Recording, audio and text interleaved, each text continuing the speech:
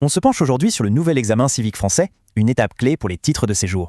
C'est une nouvelle étape, et elle est de taille, pour les ressortissants hors UE qui demandent un titre. Notez bien cette date. À partir du 1er janvier 2026, cet examen civique devient incontournable. Mais alors, c'est quoi cet examen? Un test sur les bases de la société française, tout simplement. Alors qui doit le passer, surtout les premières demandes de carte pluriannuelle ou de résident? Bon, entrons dans le vif du sujet. Comment ça se présente cet examen?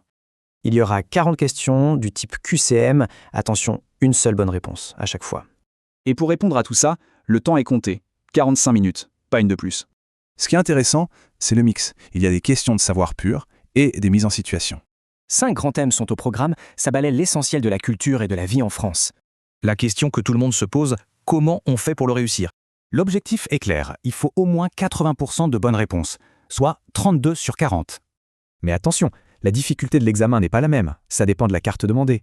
Point super important, il faut avoir réussi l'examen avant même de déposer son dossier.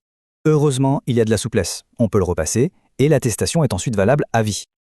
Ok, maintenant, la partie pratique. Comment on se prépare concrètement? La bonne nouvelle, c'est qu'il y a un site officiel et surtout gratuit pour s'entraîner.